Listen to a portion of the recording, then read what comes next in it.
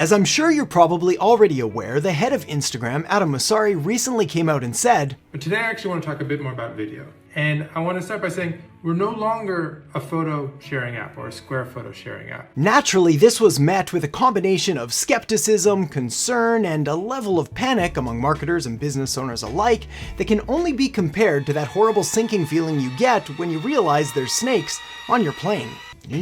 Anyway, I'd like to be able to tell you that it was just a simple comment from the head of Instagram, a declaration that everything you thought you knew about the platform was in fact completely wrong. But it's a little trickier than that, because this wasn't just idle gossip. Rather, this was a proclamation of change, a statement of fact that Instagram was quick to back up by radically and dramatically wiping many people's reach and engagement completely off the platform. So if you saw changes to your account over the past few weeks, just know that you're not alone. And if you haven't yet seen changes, then congratulations, but change may be coming, and it probably is. But not all is doom and gloom, my friend, so today I'm going to show you what's actually going on and give you some tips so you can prepare yourself and not just survive, but come out even stronger on the other side. Alright, so the very first thing that we need to cover here is Instagram's kind of reactionary approach to the features that it launches. You see, back when Instagram first came out, well, it wasn't even a photo sharing app, it was actually a photo filter app, but that quickly evolved and quickly adapted to the market, and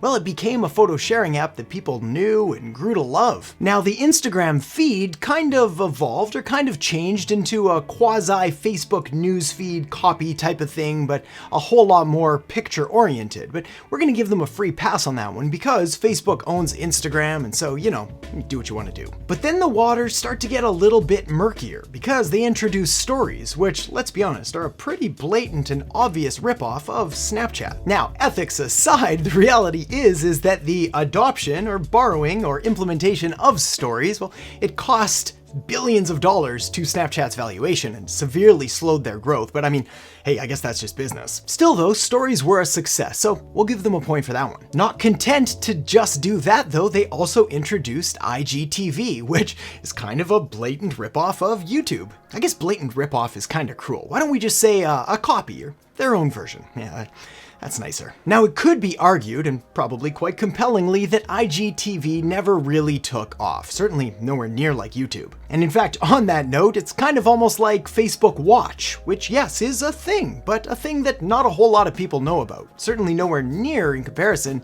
to Netflix or YouTube or Amazon. Not content to just keep doing their own thing though, they also went and, well, let's be honest on this one, blatantly ripped off TikTok with Reels. But unlike many of the other features that Instagram adopted from other channels, they at least seem to be doing something right with Reels, and the fact that it's based more on recommendations than the algorithm, but more on that in just a minute. But first, we need to talk about the elephant in the room. The fact that Instagram came out and said, we're no longer a photo sharing app. So why would they do this? Why would Instagram take everything that it's known for and simply throw it away in favor of the next new and shiny thing, video? Well, my friend, the answer is actually really simple. First of all, video isn't really that new, and there has been a very clear and very compelling and statistically driven and validated and research reported direction and move towards video for the past many number of years. It feels really weird for me to sit here today and talk to you about the importance of video because we already know. Well, now Instagram knows too. But they've kind of already known it, which is why they tried with more video style stories, why they tried with IGTV, and why they've introduced Reels as well. The only thing that's really happening now is they're making their position official. Really, all they're doing is admitting the fact and saying something we already know, which is video's important and people like it and they watch a lot of video. So why did Instagram do this? Well, it's simple. It's because video means more people on the platform having more fun and staying longer. And staying longer means more views and more engagement. And all of that means more money because they can sell more ads. I mean, just think about it for a second. How long does it take for someone to interact and engage with a photo? Like, we're talking about 2 to 3 seconds at most before they scroll by, and that opportunity is pretty much lost. A video, on the other hand, well, this could be 20 seconds, or 30 seconds, or 2 minutes, or 3 minutes. We're talking orders of magnitude larger, which means orders of magnitude more revenue and growth, and honestly, more user enjoyment as well, as people simply like engaging with videos more. Doesn't mean that people hate photos and never want to look at photos anymore, it just means they like videos more. at least most of the time. How did they come to this conclusion? Well, simply by looking at user behavior and time on site.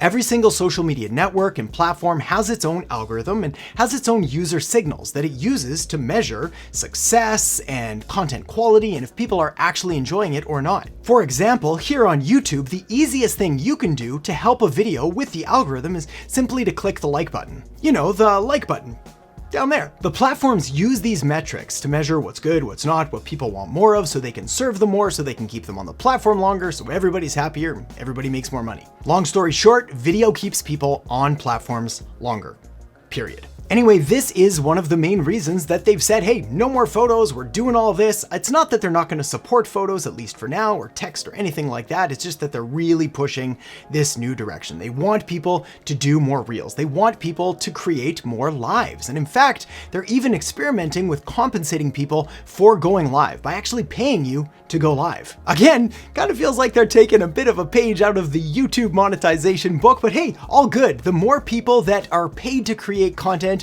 well, the more people are going to create content and the more incentive they're going to have to create better content. So it's really a win-win all around. Anyway, just in case you haven't picked up on the trend just yet, there's a solid theme here towards more video, which isn't unique to just Instagram. In fact, if you take a look at pretty much any other social media network out there right now, they're all promoting more video, and they have been for years. I gotta give props to Instagram for at least coming out and saying it. All right, next, let's talk about hashtags. Well, other social media networks do allow hashtags, do use hashtags like TikTok and YouTube. Well, it's their recommendation algorithm that really sets them apart. And sadly, Instagram's recommendation algorithm, at least up to this point, has been severely lacking. Essentially, what a recommendation algorithm does is it tries to match up the user or the viewer with content that they would find enjoyable and relevant. And it does this automatically, behind the scenes, essentially just judging by the kind of content they've been consuming, by the retention rates of it,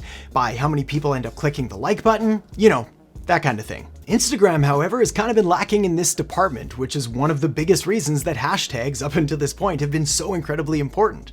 We've essentially needed to go in and tell Instagram, hey, this is what my content is about, and hey, you should show it to these people. It's kind of very in your face and aggressive and almost overly, what's the word I'm looking for? Silly, almost. Simple. I mean, especially today, with the advanced algorithms the way they are. In fact, taking a look at YouTube's algorithm, it has the ability to essentially watch through an entire video and really decide what's in that video, no matter what title you give it, what descriptions you give it, what tags you use. You can't really beat the algorithm. They know what's going on. They know whether your video is about a rabbit or if it's about a cat dressed up as a rabbit. Yeah, that's a weird example, but I think you get the picture. Anyway, this is one of the main reasons that a lot of content on Instagram, well, it just doesn't really seem to go viral. It's because it's based on kind of this old and outdated and almost archaic system of finding relevant content and delivering it to the right people. Now, there is an exception, and that exception is Reels, which has adopted a lot of the more advanced algorithm characteristics, which makes it a better discovery platform and allows for more recommendations for more relevant content to the right people, which is why we're seeing, at least today, Reel content go viral, or at least get an inordinate amount of views and shares and likes and all of the stuff around it compared to traditional content on the feed or through stories. All right, so how do you grow on Instagram today? What are the best strategies and tactics and tips that you can use to go out there and actually protect and secure your account from total annihilation, regardless of whatever new algorithm updates or changes happen? Well, the first thing you do want to do is you really do have to stay on top of things. Things change fast, especially in social media, but also in marketing, really the world at large. The next thing you can do is try not to make too many massive short-term changes to your overall content and strategy. Of course, there are opportunities for you to evolve and adapt your content mix and really make more video. After all, this is clearly what they've said they want you to do. Ignoring it would be crazy. But also, if things are still working for you, well, keep doing what you're doing, which means if you're still seeing good engagement on your feed, you're getting good interaction in your stories, you're getting good messages from the people you want to interact with, keep doing that as well. Just try to ramp up a few more videos. Next, don't panic. Even if you're seeing some massive swings and fluctuations in your reach and your engagement, and you're freaking out trying to figure out what's going on and why all of a sudden all of your reach or engagement has just fallen off a cliff, take a breath. It could just be the algorithm trying to sort things out over the next few weeks, but there are a few things you can do. You probably already know that it involves just creating a few more videos,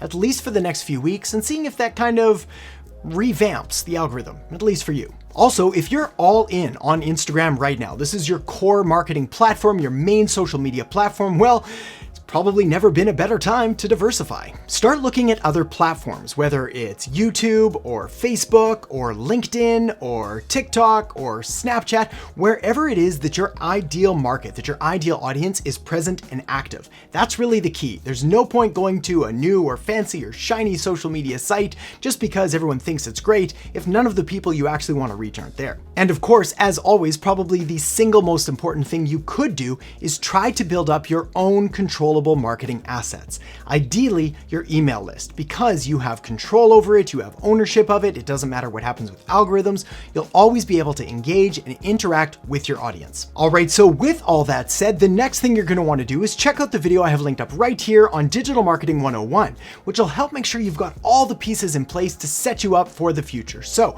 make sure to check it out now, and I'll see you in the next episode. The next thing that'll really help you become a better digital marketer is to understand the differences between strategy and tactics and when to use them. Strategy is all the big